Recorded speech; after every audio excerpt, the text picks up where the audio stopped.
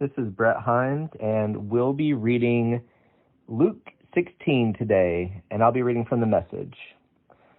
The story of the crooked manager, chapter 16.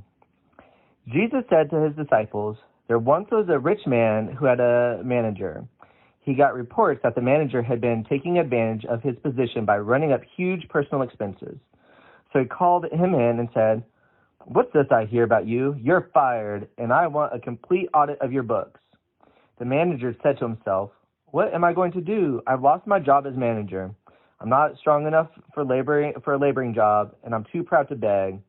Said, 'I've got a plan. Here's what I'll do. When I'm turned out into the streets, people will take me into their houses.'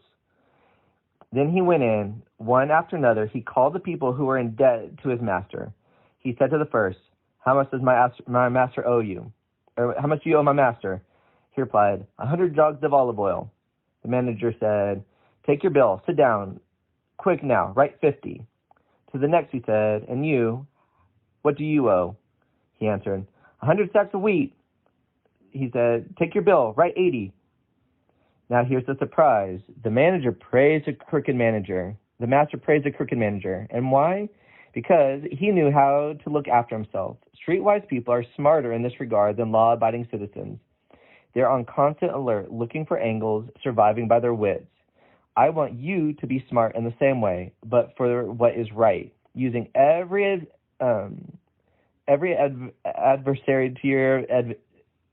adversary to stimulate you to create survival, to concentrate your attention on the bare essentials, so you'll really live, and not just get by on your good behavior." Jesus went on to make these comments.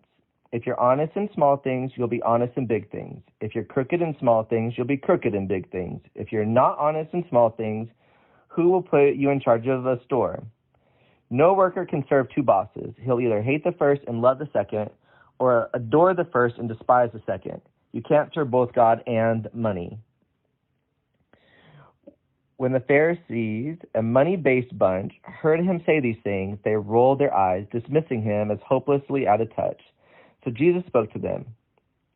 "You are masters at making yourself look good in front of others, but God knows what's behind the appearance. What society sees and calls monumental, God sees through and calls monstrous. God's law and the prophets climaxed in John. Now it's all God's kingdom.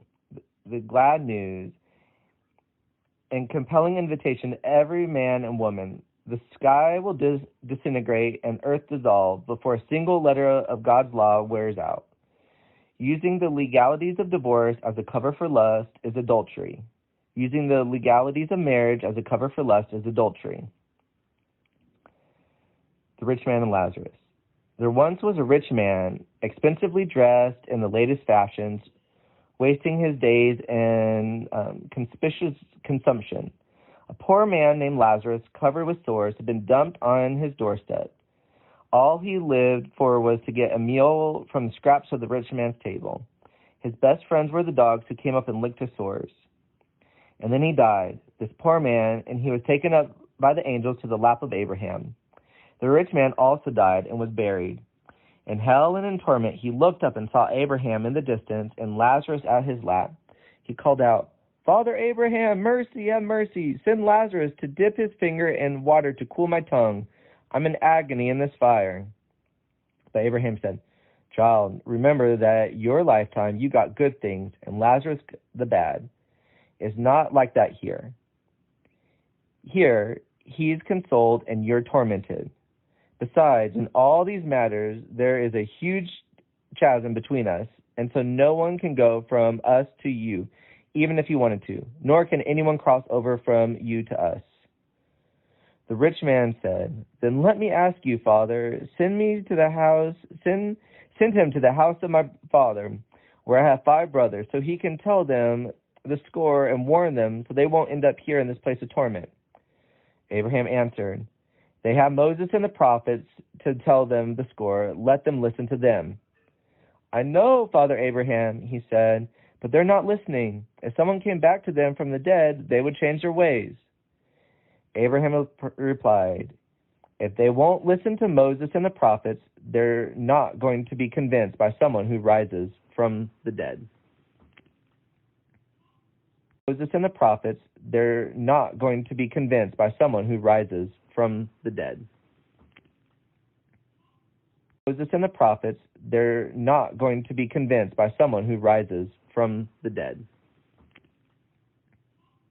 Moses and the prophets, they're not going to be convinced by someone who rises from the dead. Moses and the prophets,